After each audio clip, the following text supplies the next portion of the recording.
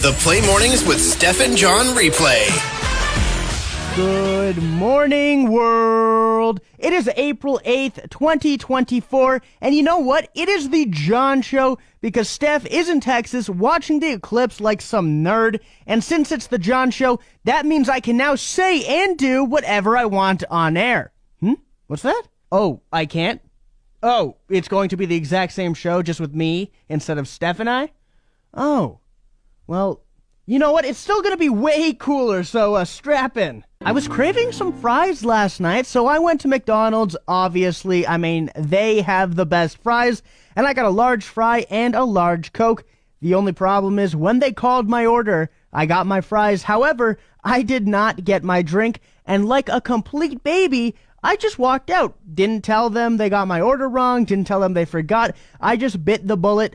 I don't know what's wrong with me. First, I can't talk to my landlords. Then I couldn't tell McDonald's they forgot my drink that I paid for. You know what? If I keep this up, I'm going to be robbed in front of the police, and I'll keep quiet as to not cause a fuss or something. A copy of the comic book that introduced Superman to the world has become the most expensive comic book ever when it fetched $6 million at auction. Also on that list is number 2 with Superman 2 at $5.3 million. Number 3 is Batman 1 selling for $2.2 million. And shockingly, at number 4 is the first Garfield comic. I'm joking, of course, but seriously, where do these people get this money? And do comic books really appreciate and value that much that you're spending $6 million on it? Now, as I got to work bright and early this morning, I entered the station and I was instantly hit with the amazing smell of an airport. Okay, I know what you're thinking, but stick with me. I'm not sure if you know what I mean, but every single airport I have ever been to have all smelt the exact same, and it honestly made me super curious as to why. So, just for you, I looked it up, and the answer, well, the answer is so unbelievably boring. Here it is. It's because of the jet fuel from the idling planes. Now, I thought I was going to find out it was some sort of smell machine like they have around Disneyland to get you to spend more, but no. However, you know what?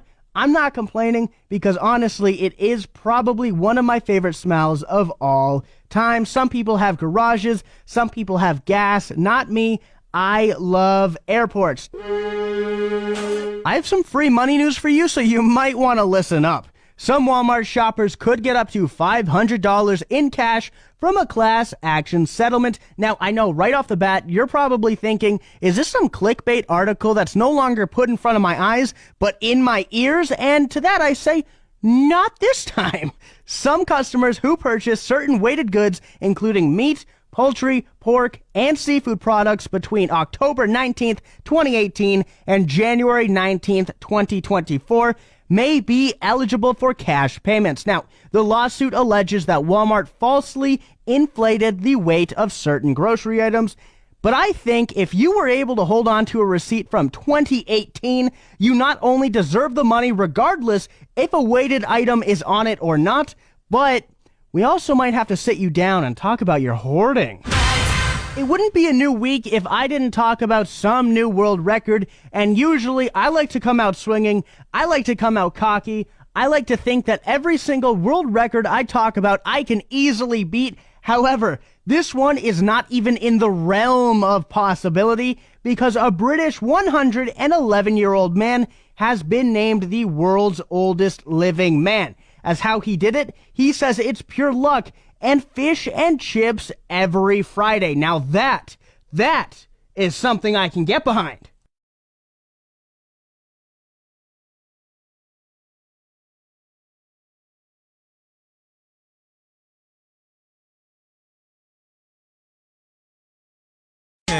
Steph's in Texas for the week, which means it's the John Show, and there's going to be a few changes around here. Change 1, rules?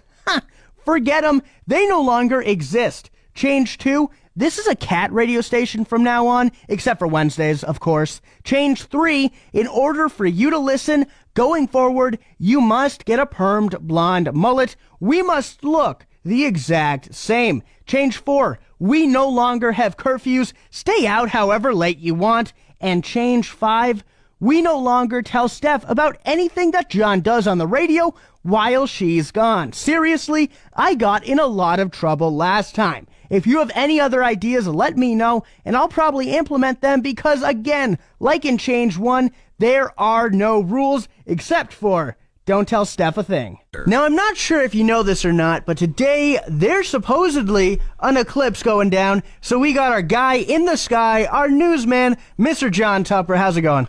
It's going well, but it's not supposedly. We can calculate the eclipse down to the second. You know, today is a solar eclipse. We get about 2 solar eclipses every year somewhere on Earth, although most of the time they miss population centers or occur over the ocean. But because this eclipse, the path of totality kind of takes it over the southern Ontario region, also over Texas and in the central United States, is receiving a lot of media attention because those are the big population centers. Yeah. However, up here in Fort McMurray, it is a weak, disappointing eclipse. It is still occurring. It's only a partial eclipse, so only about 20% of the sun will be obscured by the moon here. Compare that with April 14th, when we also had a partial eclipse here in Fort McMurray, where over 40% of the sun was covered by the moon. You know, it's happening. It's worth checking a look at if you're curious, but I wouldn't make plans. Okay, really? Because you gave me this piece of hardware that apparently I can look at the sun with? Yeah, that's a Shade 13 welding shield. You can use it to safely look at the sun. It'll block out the majority of the sun's rays and the harmful UV infrared radiation coming off of the sun. And that's the thing. At no point do you want to look at the sun. Yeah, okay. Without protection. But that isn't to say that this solar eclipse coming up is any more dangerous. The sun is still going to be exceptionally bright. In fact, the magnitude of brightness of the sun is only going to diminish by 0.28 in magnitude. Put it a different way. The numbers you want are, the eclipse is going to start at 12:01 p.m., so just after the noon. And it's going to reach its peak of about 20.9% at 12:51 p.m., so 50 minutes later. At that peak, the sun is still going to be as bright as it will be after the eclipse at 3:30 p.m. when you're driving up Confed with your visor down, your sunglasses on, and spraying your windshield to try to keep the dirt off because the sun is glaring in your eyes. It's too bright to look at. Yeah. Okay, so really what you're getting, this isn't too entertaining this time? Yeah, the other thing too, John, is that there's a lot of mythology around eclipses that people have. Some people say you got to keep your pets indoor because they could look at the sun and go blind, and that's just not going to happen. There's 2 eclipses every year. The last one was October 14th, and deers in the wilderness didn't look up and go blind, making it easier for people during hunting season. Yeah. So the eclipse will be happening 12:01 to 12:50? 12:51 and 51 seconds. So 12:51:51 is when it reaches its maximum. Okay. Well, thank you so much for coming out. Thank you for making me feel, 3 years old again, as you describe all of this stuff that's happening to me. But I do appreciate it. We're going to have you back on at the next eclipse. Yeah, there's going to be a different kind of eclipse coming up in the fall. It's going to be a penumbral lunar eclipse. That's when the shadow of the Earth passes across the surface of the moon. Or put a different way, if you were standing on the moon looking at the sun, you would see the Earth eclipse the sun. It's pretty cool because you at that point get to see the orbit of both the sun and the Earth and the moon in kind of harmony. And it's worth checking out. And you don't need any special equipment, and you don't need a number 13 welding shade. Okay, perfect. That's sick. Thank you so much for coming out, John. You're welcome. Since I'm 20, I am finally able to drive the company car. So I drove it for the first time yesterday, and I have never been more stressed while driving in my life. My car is awful, so there's no stress while driving it. I just coast and hope I make it where I'm going. But driving a brand new vehicle, one that my work pays for nonetheless, had me sweating bullets. I was doing things I don't normally do. I was worried about accidentally driving up on curbs. I was making sure I wasn't parked too close to people. I made sure not to leave anything in it. However, through that, I think I came up with a solution when people buy a brand new car, they're scared because they want to keep it pristine. But what about a dealership where you buy brand new cars, but before you drive off, they dent the hood or something? It'll get you some money off the vehicle, and it'll make us not so worried anymore. It's a win-win situation, I think. Earlier this morning, I let you in on my secret that I love the smell of airports, and I asked you what your favorite smell is, and this might have been the most amount of answers we've ever received. The most popular answers we received were vanilla, campfires, which is a really good one. My dad can attest to that.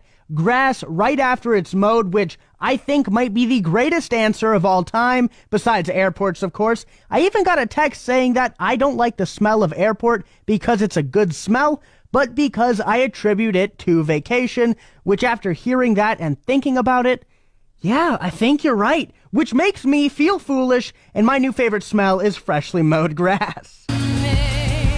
Well, that's officially a wrap on radio. It had a good run because Spotify is launching personalized AI playlists that you can build using text prompts similar to ChatGPT. The feature is currently only available in the UK and Australia, but you will be able to use it worldwide by the end of April. After the playlist is initially generated, users can then use AI to revive and refine the end result by using commands like less upbeat, or more pop, or songs that my cat might like. Users can also swipe left on any song to remove them from a playlist. All of that is cool and all, but does Spotify have a feature to talk to you? I don't think so. Wait, AI DJ, dang it! Thanks for listening. Don't forget to subscribe to the Steph and John replay. Find more Steph and John at play1037.ca.